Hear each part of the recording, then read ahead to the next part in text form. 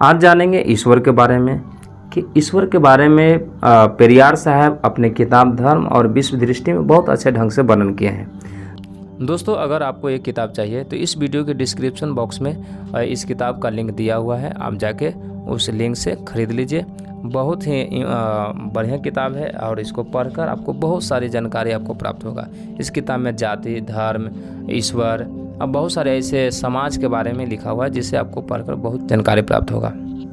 तो चलिए शुरू करते हैं ईश्वर के बारे में। कई लोगों की राय है कि मैं नास्तिक हूँ, धर्म में विश्वास नहीं करता। कई लोगों ने इस पर खुलकर लिखा बोला है। मैं सचमुच बहुत प्रसन्न होता यदि नास्तिकों ने भी इतना ही खुलकर लिखा बोला होता। यदि नास्तिक ऐसा महसूस करते हैं तो मैं उन पर केवल तरस खा सकता हूँ। बात यहीं तक सीमित नहीं है, ऐसे लोगों के बीच रहने पर मुझे सचमुच बहुत खेद होगा।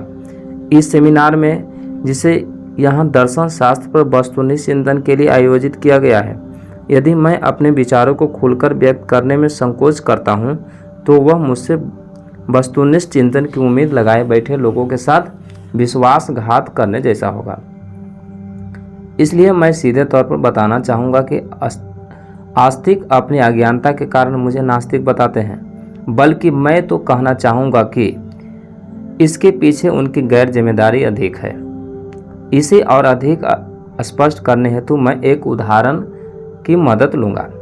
एक ब्राह्मण जो कठिनाई पूर्वक जीवन व्यतीत करता था, अपने घर से चला और उस स्थान पर पहुंचा जहां एक शुभ कार्यक्रम चल रहा था। वहां उसने भिक्षा मांगी। गृह स्वामी ने 4 आना यानी 25 पैसा दिए, उतने ही जितने उसने दूसरे भिखारियों को दिए थे। इस ब्राह्मण ने उसे कहा, मैं उनमें से हूँ जो दूसरों को दोष नहीं देता। मुझे धन का लालच नहीं है, मुझे किसी प्रकार का अभिमान भी नहीं है। मैं इन सब को कभी का त्याग चुका हूँ। क्या तुम जानते हो कि मैंने 4 वेद, 6 शास्त्र और 18 पुराणों का अध्ययन किया है। तुमने उन अशिक्षित गधों के भी 4 आना दिया है। क्या यह न्याय संगत है? क्या यही तुम्हारा धर्म है? इसी प्रकार ये आस्तिक लोग दूसरों पर नास्तिक होने का आरोप लगाते हैं। अब हम इस पर विचार करते हैं कि आस्तिक होने का दावा करने वाले लोग ईश्वर में कैसे विश्वास रखते हैं। आस्थावादी कहते हैं कि ईश्वर सर्वशक्तिमान है। वे कहते हैं कि वह सर्वव्यापी है। वे बताते हैं कि वह अनुपम अद्वितीय है। वे यह भी कहते हैं कि सब कुछ उसकी इच्छा से संचालित होता है। यह मान लिया गया है कि मैं ऐसे ईश्वर के अस्तित्व को नकारता हूँ तो मैं कहता हूँ कि यह ठीक वैसा ही है जैसे ब्राह्मण कहते आया है कि ब्राह्मण दावा करता है कि वे स्वार्थी नहीं है। दूसरों को वे दाता भी कहे जाते हैं। वे अपनी विद्वता, वेद शास्त्रों पर जबरदस्त पकड़ है, ये बात बोलता है ब्राह्मण। इससे उनकी आत्ममुग्धता का पता चलता है। पुनः यह कहना उचित नहीं है कि वे दूसरों को गाली नहीं देता है, न किसी से नफरत करता है। वे दूसरों को अशिक्षित और मूर्ख बताता है। उन्हें दूसरों को उनके बराबर 4 आना भीख देने में ईर्ष्या होती है। इसके अलावा उनका यह दावा है कि वे सब कुछ त्याग चुके हैं। उन्हें धन के प्रति किसी प्रकार का कोई लोभ लालच नहीं है। फिर वे कहता है कि तुमने मुझे केवल 4 आना दिया है। ये बातें साफ तौर पर इशारा करती है कि ब्राह्मण अपने विचारों पर दृढ़ नहीं है। जिन गुणों के आधार पर ब्राह्मणों की श्रेष्ठता के दावे किए जाते हैं, उन्हें वे अपने ही कर्मों से झुठला रहे हैं। हमारी निगाह में वे सच्चे ब्राह्मण नहीं हो सकते। उनकी कथनी और करने के बीच भारी अंतर है।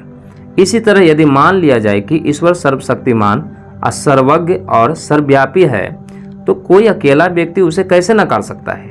जब कोई साधारण व्यक्ति ईश्वर को नकार देता है तो यह स्वयं सिद्ध है कि सर्वज्ञ और सर्वशक्तिमान ईश्वर जैसा कुछ भी नहीं है। दूसरे सिद्ध हो चुका है कि ब्राह्मणों ने ईश्वर की जिन विशेषताओं का दावा किया है वह बेतुकी और निराधार है। वे महज काल्पनिक और मन ग्रंथ कहानियां हैं। यही सत्य है। यह कहना है कि जो ईश्वर के अस्तित्व को नकारता है वे नास्तिक है, अज्ञानता पर आधारित है। किसी व्यक्ति को नास्तिक कहना सरासर मूर्खता है। यदि ईश्वर सचमुच अस्तित्ववान है तो नास्तिक को उसे नकारने से भला क्या मिलेगा। यदि ईश्वर वास्तव में ही सर्वे सर्वा और सर्वशक्तिमान है तो साधारण व्यक्ति द्वारा उसकी सत्ता को झुठलाए जाने से उसका क्या बनेगा बिगड़ेगा। इन स्थिति में यह प्रमाणित हो चुका है कि कोई भी व्यक्ति मूर्खता से ईश्वर की सत्ता को अस्वीकार नहीं करेगा। इसी तरह कोई भी ईश्वर किसी मनुष्य को नास्तिक के रूप में रचने का मूर्खतापूर्ण कृत्य नहीं करेगा।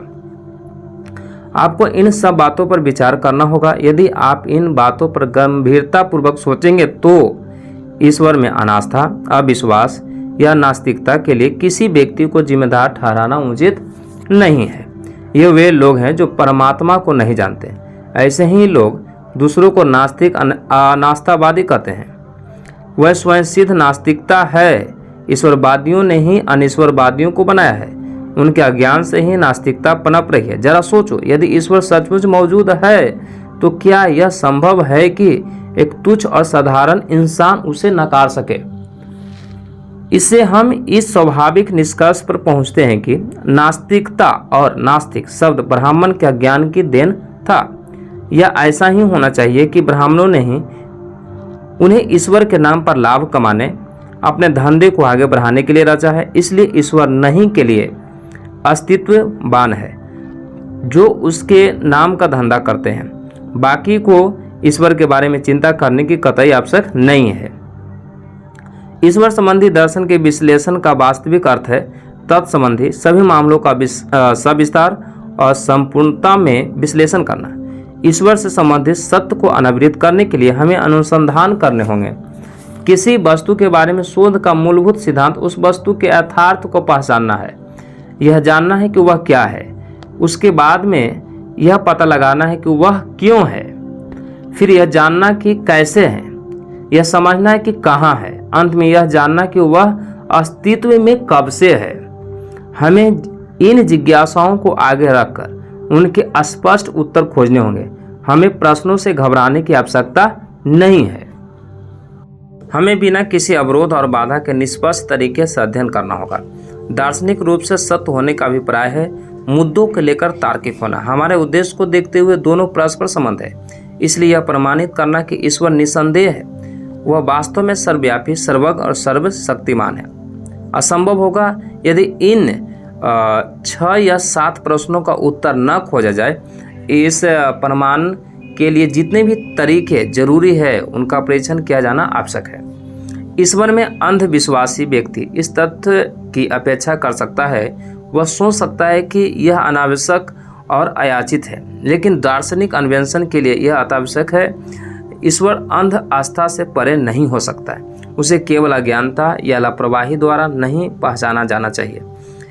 इसके अतिरिक्त विशेष रूप से शुद्धि शोधकर्ता ईश्वर को न तो महज पाखंड समझकर नकार सकता है, न ही अज्ञानता या अंध आस्था के आधार पर उसे स्वीकार कर सकता है। ईश्वर क्या है, ईश्वर क्यों है, ईश्वर कैसा है, ऐसे अध्येता के लिए जो दर्शन शास्त्र और ईश्वर का अन्वेषण करना चाहता है, उसके पास इन प्रश्नों का उत्तर जिज्ञासाओं का संपूर्ण समाधान होना चाहिए। ऐसे ढंग से जो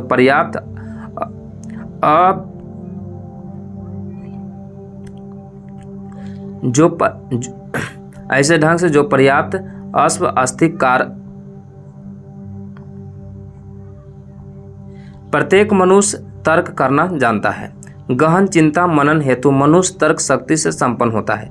तर्क शक्ति उचित परिप्रेक्ष्य के साथ उसे सत्य तक पहुंचाती है। कुल मिलाकर तर्क और तर्क समाध से बचकर मनुष्य को जानवर के स्तर तक नीचे नहीं गिराना चाहिए। अंध आस्था और छद्म विश्वास से उसे बचना चाहिए। अपने तर्क और विवेक का दुरुपयोग करके मनुष्य ने अपने लिए अनेक कठिनाइयां पैदा कर ली है। अपनी विकट समस्याओं से बचने के लिए उसने अनेक परमात्माओं की संरचना की है। शासक और शासित आखिर क्या है? लोग अमीर और गरीब क्यों हैं? ऊंची और नीची जातियां क्यों बनी हैं? मजदूर मेहनत कश, उनके मालिक आलसी क्यों है? दुनिया गुलामों और बादशाहों में क्यों बटी है? भिखारी और अन्नदाता का विभाजन किस लिए? आप इन सभी प्रश्नों पर विचार कीजिए। ईश्वर किसके लिए है? क्या आप नहीं सोचते कि ईश्वर की रचना इन सब की सुरक्षा, इस असमानता को बनाए रखने के लिए हुई है? इसके अतिरिक्त ईश्वर ने मनुष्य के लिए क्या ही किया, मनुष्य के लिए क्या ही क्या है। इसके अतिरिक्त ईश्वर ने मनुष्य के लिए किया ही क्या है। क्या ईश्वर ने मनुष्यता के कल्याण के लिए अभी तक कोई अच्छा कार्य किया है? क्या हमें ऐसे ईश्वर की आवश्यकता है जो केवल उन्हीं का भला चाहता हो, जो बुराइयों को संरक्षण देते हैं? समाज में प्रेम, सुख, संतुष्टि और शांति के अभाव के लिए कौन जिम्मेदार है? अगर तर्क और विवेक बुद्धि से संपन्न व्यक्ति घृणा का पात्र बनते हैं, मृत्यु तक उन्हें चिंताएं घेरे रहती है, तो कौन उनके लिए जिम्मेदार है? कहीं इसका कारण ईश्वर में घोर आस्था तो नहीं है? यदि हम इसे मूर्खता कहकर टाल देते हैं तो मानवीय अज्ञानता को इसका मूल कारण मान लेते हैं। तो प्रकृति ने मनुष्य को बुद्धि की सौगात क्यों दी है? क्या यह कहा जाए कि मनुष्य को उसकी बुद्धि मूर्खतापूर्ण कार्यों के लिए दी गई है? क्या यह कहा जा सकता है कि मानवीय विवेक का काम मूर्खतापूर्ण विश्वासों के साथ जीना और मूर्खतापूर्ण कृत्यों पर अमल करना है? मनुष्य को विवेकशील प्राणी माना गया है, बावजूद इसके सभी दुर्गुण उसके भीतर है। उसका चेहरा चिंताओं से ढका रहता है, उसमें समस्त दोष और दुर्बलताएं हैं। उसके भीतर दूसरों के प्रति घृणा भरी रहती है। गद्दारी केवल मनुष्यों का लक्षण है, बाकी प्राणियों में वह नहीं पाई जाती है, जिन्हें आमतौर पर बुद्धि विवेक से रहित माना जाता है। विवेकवान मनुष्य में आखिर वे दुर्गुण क्यों दिखाई पड़ते हैं जो जंगली जानवरों तक में नहीं पाए जाते हैं? क्या इसके पीछे ईश्वर की रचना और विश्वास है? क्या ऐसा इसलिए कि परमेश्वर की महान विशेषताओं संबंधी उसकी कल्पना अनुचित और पाखंड है? यदि हम यह समझने और पता लगाने में असमर्थ रहते हैं इस दुरावस्था के वास्तविक कारण क्या है, यदि हम उसके समाधान के लिए उपयुक्त सुझाव नहीं दे पाते हैं, फिर हमारे विवेक की उपयोगिता ही क्या है? इस भगवान के लिए क्या करें? क्या मनुष्य ने ईश्वर की खोज किसी प्राकृतिक विधि विधान से की है? क्या दूसरे प्राणियों ने मनुष्य को ईश्वर को पहचानना तथा उसमें विश्वास करना सिखाया? यदि ईश्वर का निर्माण दूसरे प्राणियों ने नहीं किया था तो यह कैसे संभव हुआ कि वह केवल मनुष्य को देखेगा, महसूस होगा? वह दूसरों को क्यों दिखाई नहीं देता? यहाँ तक कि वे लोग जो ईश्वर को पहचानने का दावा करते हैं उन्हें वह अलग अलग रूपाकारों में क्यों दिखाई पड़ता है? ईश्वर के कार्यों, उसकी शक्तियों और व्यवहारों में इतने ज़्यादा विरोधाभास क्यों है? यदि ईश्वर एक निर्मित था तो उस निर्मित का उद्देश्य क्या था? उसे बनाने का कारण क्या था? क्या ईश्वर के निर्माता अपने प्रयासों में सफल हुए थे? क्या ईश्वर ने इस समस्या का समाधान किए और अपने सृजन के उद्देश्य पर खरा उतरा था? क्या ईश्वर अपने निर्मित आप था, यानी ईश्वर अपने आप से निर्मित हुआ था, अथवा दूसरे के द्वारा उसे गढ़ा गया था? यह कैसे संभव होता कि लोग उसकी इच्छाओं एवं निर्देशों से विरुद्ध जाने में सफल हो जाता है? ईश्वर को सर्वशक्तिमान बताया जाता है, दावा किया जाता है कि वह सर्वव्यापी और सर्वज्ञ है और दुनिया में कुछ भी और सब कुछ नियंत्रित करने में सक्षम है। यदि यह सब सत्य है तो मुझे ऐसा कुछ भी बताइए जो ईश्वर ने अब तक किया है।